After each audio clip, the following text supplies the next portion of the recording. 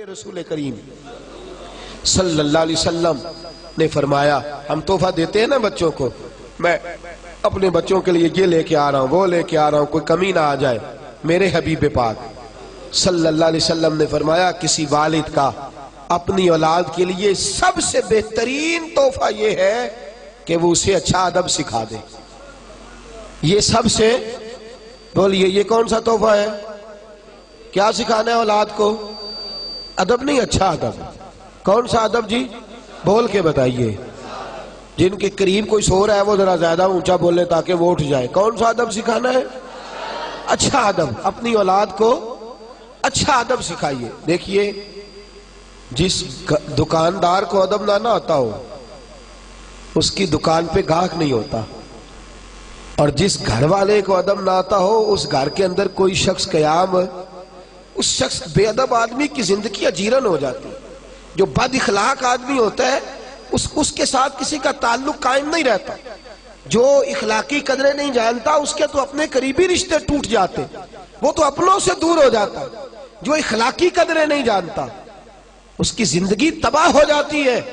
تو حبیب فرماتے تو کھلونے لے کے دے گا، تو جائیدادیں بنا کے دے گا، لیکن اس جائیداد کے اندر، اس مکان کے اندر اگر وہ رہنے کے قابل ہی نہ ہوا، اگر اسے ہوش ہی نہ ہوا کہ میں نے کس طرح کر کے لوگوں کے ساتھ رویہ رکھنا ہے، تو اس کی تو زندگی اس کے لیے بوجھ بن جائے گی۔ اسے اچھا ادب سکھا دے، اس کے گھر میں فاقہ اگر رہا اور اس کے ساتھ ساتھ اخلاق بھی رہا تو اللہ اخلاق کی برکت سے گھر کو جنت بنا دے گا۔ اچھا ادب سکھائیں جس کی بنیاد پر گھر بن سکے، اچھا کردار۔ میرے نبی کریم صلی اللہ علیہ وسلم نے فرمایا تم میں سے ہر شخص نگران ہے، اور تمہیں اپنی رعایا کے بارے میں اللہ کی بارگاہ میں جواب تو یہ نہیں کہہ سکتا یار برے مل گئے تھے، یہ نہیں تو کہہ سکتا بہک گئے تھے، تو یہ نہیں کہہ سکتا کہ میں مصروف رہا نا ادھر ادھر کی تو بات کر، یہ بتا کہ قافلہ کیوں لٹا، مجھے رہزنوں سے غرض نہیں تیری رہبری کا سوال ہے، تو بتا انہیں پانی کون دیتا رہا، انہیں تراوت رخت کون بناتا رہا، تیری ڈیوٹی تھی۔ اور بالخصوص بخاری شریف نے میرے نبی پاک صلی اللہ علیہ وسلم نے فرمایا ماں کی ڈیوٹی ہے اپنے بچے کو دینی تربیت دے، بالخصوص بالعموم تو والد کی ذمہ داریاں سب سے زیادہ ہے، لیکن ماں چونکہ گھر کے اندر زیادہ وقت گزارتی ہے، ماں کا تعلق بچے کے ساتھ اس طرح ہوتا ہے جس طرح کہ ایک آنگن کے اندر مختلف لوگ رہتے ہیں۔ والد تو کبھی کبھی ایسے آتے ہیں جیسے ایک ڈاکٹر وارڈ کے اندر وزٹ کرنے آتا ہے، تو ماں کے ساتھ بچوں کو وقت زیادہ گزارنا ہے۔ مائیں اچھی پرورش کر سکتی ہیں اگر وہ فکر کریں، سوچ کریں کہ میرا بیٹا دنیا داری کی تو ساری باتیں کرتا ہے، اس کی لبوں پر رسول اللہ کا نام کیوں نہیں آتا، اس کی زبان پر درود پاک جاری کیوں نہیں ہوتا، اس کے جملوں میں سیدنا امام حسن حسین کا لفظ کیوں نہیں آتا، یہ سیدنا ابو بکر صدیق اور عمر فاروق کا نام کیوں نہیں لیتا۔ تربیت کرنا والدین کی ذمہ داری ہے۔ میرے نبی پاک صلی اللہ علیہ وسلم نے فرمایا تم سے سوال ہوگا، مائیں دیکھیں نا غوث اعظم جیلانی کا واقعہ، ماں نے کہا ہے سچ بولنا ہے، تو ابو عبد القادر جیلانی کی زبان سے ساری زندگی سوائے سچ کے کچھ نکلا ہی نہیں، سوائے سچ کے کچھ بولیے، سوائے سچ کے کچھ نکلا ہی نہیں، اور جب نکلا نہیں تو میرے غوث اعظم نے سوائے سچ کے کچھ بانٹا ہی نہیں۔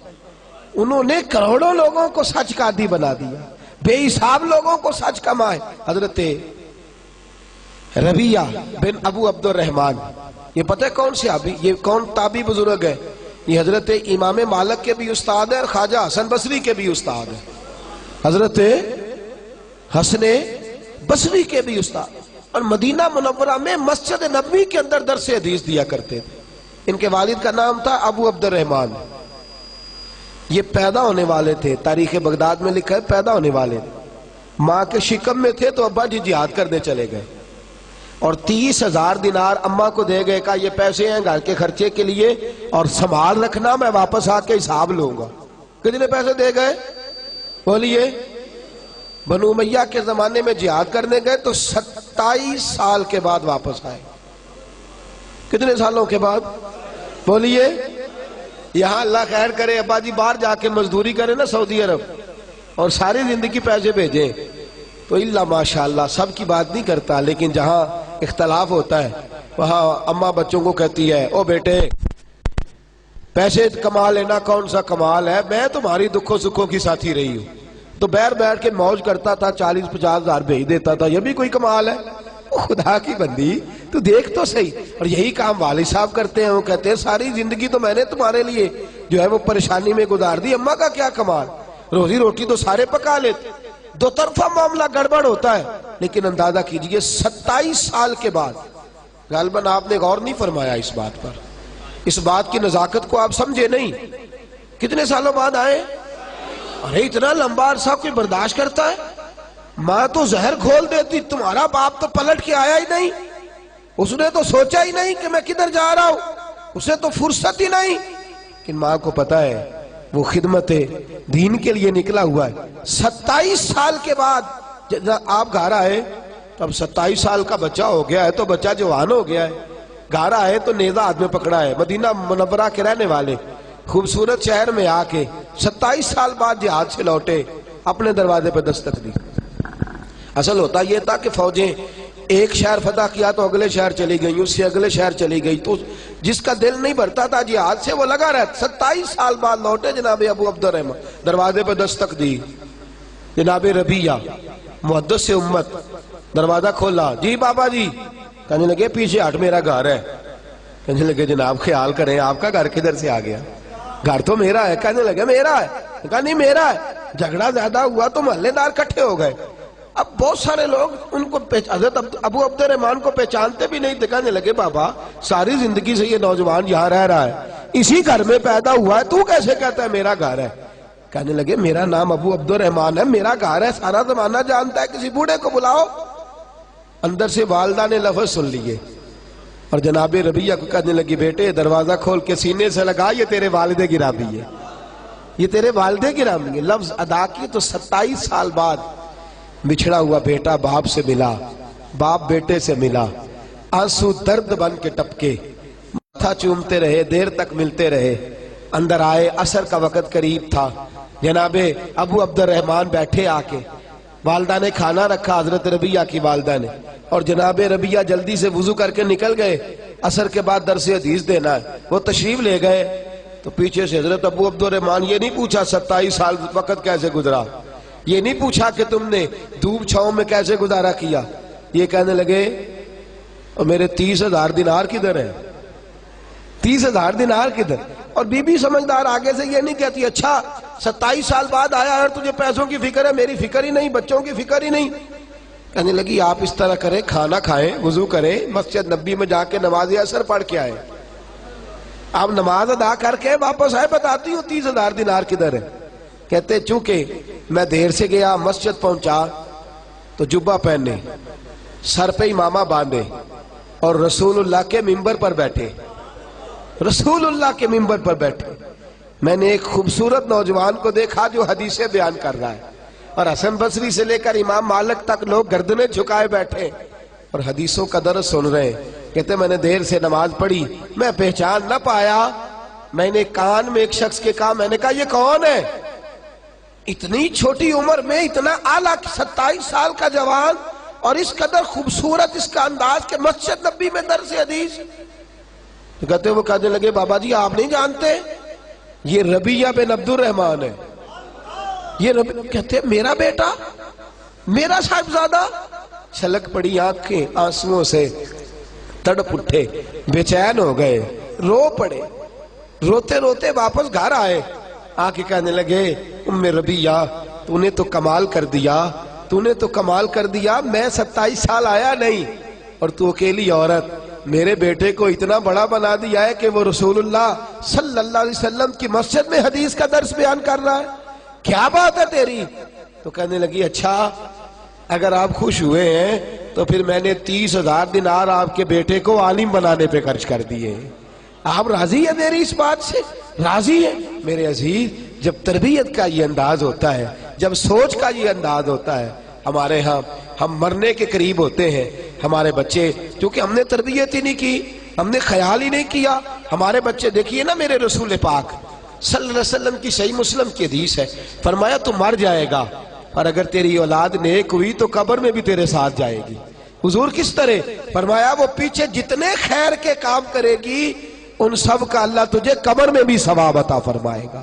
لیکن ہم نے تو بچے کو سکھایا ہے دنیا کمانی، ہم نے تو سکھایا ہے پارٹیوں کو ڈیل کرنا، ہم نے تو اسے سکھایا ہے سوسائٹی کے اندر اچھا مقام پیدا کرنا، ہم نے تو اسے سکھایا ہے کاروباری مدوجہد، ہم نے تو اسے سکھایا ہے شریکے کے ساتھ جھگڑا کرنا، ہم نے تو اسے سکھایا ہے کہ بس تو اچھا ہے باقی سارا زمانہ برا ہے۔ ہم نے تو یہ سکھایا ہی نہیں کہ قرآن کیسے پڑھا جاتا ہے، یہ سکھایا ہی نہیں کہ آداب زندگی کیا ہے، ہم تو اسے مسجد تک لے کر کے ہی نہیں آئے۔ ہم نے تو شہزادے بنایا ہے، نوابزادے بنایا ہے، ہم نے تو انہیں بڑے بڑے جو ہے وہ القابات سے نوازا ہے، یہ توجہ ہی نہیں کی کہ انہیں ہمیں کہیں لے کر کے جانا چاہیے، ان کی تربیت ہونی چاہیے۔ تربیت اولاد کے لیے، فکر مندی اولاد کے لیے سب سے ضروری ہے انسان کے کردار کا صحیح ہونا۔ سب سے ضروری کیا ہے؟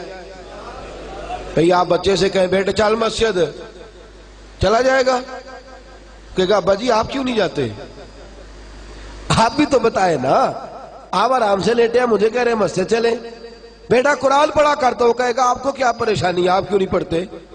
کردار کی عظمت یاد رکھیے، غور کیجئے، اس جملے کو بھولیے گا نا، بچے آپ کی باتوں سے اتنا نہیں سیکھتے جتنا آپ کے کردار سے سیکھتے، آپ کے کردار سے جتنا سیکھتے اتنے آپ کے افکار کے، اپنے افکار اور نظریات بھی اچھے ہونا ضروری ہے، اچھے افکار ہی اچھے کردار کو جنم دیتے ہیں۔ لیکن اگر آپ کی گفتگو ٹھیک ہے اور عمل صحیح نہیں، لب و لہجہ ٹھیک نہیں، ہر وقت ڈانٹنا، ہر وقت جذبات میں رہنا، بچوں سے پیار ہی نہ کرنا۔ اقرا بن قیس آئے تو نبی پاک صلی اللہ علیہ وسلم کسی کے بچے سے پیار کر رہے تھے، کہنے لگے یا رسول اللہ میں تو اپنے بچوں سے نہیں کرتا، آپ نے غیر کے بچے چھاتی پہ لٹا رکھے ہیں۔ تو میرے حبیب نے فرمایا اگر رب نے تیرے دل سے رحم چھین لیا ہے تو میں کیا کروں؟ مجھے تو اللہ نے رحمت للعالمین بنا کے بھیجا ہے، رحمت للعالمین، بچوں سے شفقت والا ماں۔ اور کردار کی بات، حضرت عامر بن عبداللہ فرماتے حضور ہمارے گھر آئے تو میرا چھوٹا سا بھائی تھا، توجہ ہے آپ کی؟ تو اس کی والدہ کہنے لگی، میری والدہ کہنے لگی بیٹا ادھر آ تجھے کچھ چیز دوں گی، ادھر آ۔ لوگ کہتے نہیں میں فلاں کام کر دوں گا، ابو داؤد شریف میں ادھر آ بیٹے، تو کہتے ہیں نبی پاک صلی اللہ علیہ وسلم نے فرمایا عامر کی والدہ تو اسے کیا دے گی؟ کہنے لگی میرے پاس کھجورے ہیں، وہ دینے لگی۔ تو حضور فرمانے لگے اگر تو اسے کچھ نہ دیتی تو اللہ کی بارگاہ میں تیرا یہ جھوٹ لکھا جاتا۔ حضور بچے کے ساتھ بھی، نابالغ کے ساتھ بھی، چھوٹے کے ساتھ بھی فرمایا اگر چھوٹے کو پتا چل جائے کہ تو جھوٹ بولتی ہے اور تیرا انداز ٹھیک نہیں ہے، ماں باپ کا جو ہے وہ کردار قول اور فعل کے اندر تضاد ہے، تو فرمایا اس بیچارے کی تو تربیت بگڑ جائے گی، اس کا تو انداز بگڑ جائے۔ فکر کریں، سوچیں آپ گھر کے اندر کیسا کردار رکھتے ہیں، آپ کا انداز کیا ہے، آپ کا طرز کلام کیا ہے، آپ کا انداز تربیت کس طرح کا، آپ گھر کے اندر رہتے ہیں تو کس طرح رہتے ہیں، کیا طریقہ ہوتا ہے۔ اگر اب بچہ دیکھتا ہے نا کہ ابا جی تو فلمیں دیکھتے ہیں، ابا جی تو فلاں کام کرتے ہیں، تو وہ ضرور تاڑتا ہے، وہ ضرور غور کرتا ہے، وہ کہتا ہے مجھے منع کیا جاتا ہے، خود ان کی توجہ کس طرف رہتی۔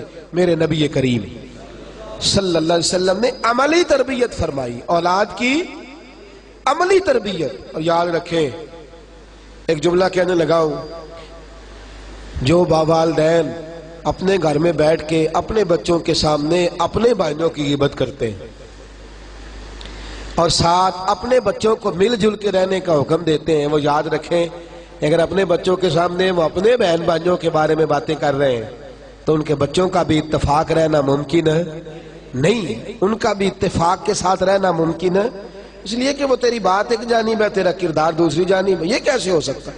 اور اگر آپ کے بچے آپ کے سامنے سن لیں، یاد رکھیں اگر آپ کے بچے آپ سے یہ ملاحظہ کر رہے ہیں کہ آپ اپنے والد کے خلاف یا اپنی والدہ کے بارے میں کوئی جملہ بچوں سے کہہ رہے ہیں تو لکھ لینا دل کی تختی پر، یہ بچے کبھی آپ کے فرما بردار نہیں بنیں گے، یہ کبھی آپ کے سامنے سر نیاز خم نہیں کریں گے۔ سن لیا انہوں نے جو آپ کا کردار کا مثالی ہونا ضروری۔ اور کبھی بھی کسی بچے کو اس لیے فوقیت نہ دیں کہ وہ بچہ ہے، اور بیٹی کو کبھی بھی اس لیے پیچھے نہ کریں کہ وہ بیٹی ہے۔ میرے رسول پاک صلی اللہ علیہ وسلم نے انشاءاللہ وہ تو کل میں جمعے میں عرض کروں گا حضرت فاطمہ کے رضی اللہ تعالیٰ عنہ کے عنوان پر، لیکن ایک بات سن لیں، میرے محبوب نے فرمایا جس گھر میں بیٹی ہو اور اسے اچھا ادب سکھایا جائے اور اسے فوقیت، اسے کم نہ سمجھا جائے بیٹوں سے، فرمایا رب کریم اس بیٹی کی برکت سے ماں باپ کو جنت عطا فرما دے گا۔ ان کے ساتھ، ان نرم کونپلوں کے ساتھ محبت کی جائے، سے پیار کیا جائے، اچھی تربیت، اچھا کردار، اور سب سے ضروری بات، سب سے اہم پہلو، سب سے ضروری بات میرے عزیزو یہ ہے کہ بچے کے سوال، اس کے نظریات، اس کی سوچ، وہ کیا کہتا ہے، وہ کیا سوچتا ہے، بالخصوص آپ کے بارے میں اس کا معاملہ۔ میں نے ایسے بچے بھی دیکھے ہیں جو اپنے والد کو ولی اللہ مانتے ہیں، اپنے والد کو، بولیے، اپنے والدین کو ولی اللہ مانتے۔ ہمارے حضرت صاحب قبلہ فرمایا کرتے، آپ فرماتے کہ جب تک تو ہم گھر میں رہتے تھے تو والد صاحب کو دیکھتے تھے، اس وقت تک وہ والے نظریات نہیں تھے۔ فرماتے ہیں جب ذرا گھر سے نکلے نا اور ہم نے زمانے کا مکروہ چہرہ دیکھنا شروع کیا، اور ہم نے لوگوں کے بڑے بڑے عجیب انداز شروع کیے، اور فرماتے ہیں ذرا تھوڑا سا ہم نے کمپیریزن کرنا شروع کیا، تقابل کرنا شروع کیا، تو بات سمجھ میں آئی کہ جسے ہم گھر چھوڑ کے آئے ہیں وہ تو اللہ کا سچا ولی ہے، جسے گھر چھوڑ کے آئے ہیں وہ تو اللہ کا سچا ولی۔ آپ یقین کریں، میں ذاتی بات کرتا ہوں، میں جب گھر میں ہوتا تھا تو میں کہتا تھا میرے والد صاحب یہ تو دنیا کے معاملات کو جانتے ہی نہیں، یہ تو بالکل ہی سادگی میں وقت گزار گئے، ہماری اماں عجیب ہے، ہماری والدہ عجیب ہے، بات ہی نہیں کرنے دیتی، کہتی ہے نا نا باہر جھوٹا بھکاری آیا تو اسے بھی کچھ نہ کچھ دے دو، ایسا نہ ہو، بد دعا دے دو۔ ہم کہتے تھے کیسی ان کی سادگی ہے، انہیں خیال ہونا چاہیے، انہیں آنا چاہیے۔ انہیں باہر نکلے، زمانہ دیکھا، دنیا سے ملاقات کی تو دل میں خیال آیا وہ دیہاتی لوگ بڑے سچے تھے، وہ بڑے کھرے تھے، وہ بڑے ٹھنڈے تھے، وہ بڑے میٹھے تھے، ان کے لفظوں میں سچائی تھی، پڑھتے تھوڑا تھے ڈرتے زیادہ تھے، پڑھتے تھوڑا تھے ڈرتے زیادہ تھے، ان کے لفظوں کے اندر تلاطم تھوڑا تھا، کردار میں حسن زیادہ تھا، کردار کے اندر حسن زیادہ تھا۔ وہ دنیا داری کی لمبی چوڑی سازش کرنا نہیں جانتے تھے، لیکن دعا دینا بڑی اچھے طریقے سے جانتے تھے، محبت بانٹنا بڑے اچھے طریقے۔ تو میرے دوستو، بچے آپ یہ نہ سمجھیں کہ انہیں ہو سکتا ہے کوئی آپ کے بچوں کو آپ کے خلاف ابھار رہا ہو، لیکن یہ لمبا وقت نہیں ہوتا ہے، تھوڑا ہوتا ہے۔ جب بچے باہر نکلتے ہیں، دنیا کو دیکھتے ہیں، تو خود بخود وہ دیکھ لیتے ہیں آپ کا اپنے کردار کو بچا کے رکھیں خزاں کے موسم سے۔ بچوں کے ساتھ جو آپ کا عملی رویہ ہے اس رویے کو درست رکھیں، پھر دیکھیں بچے کس طرح سے جو ہے وہ دین کی طرف راغب ہوتے ہیں، ان کا انداز کیسے بدلتا ہے۔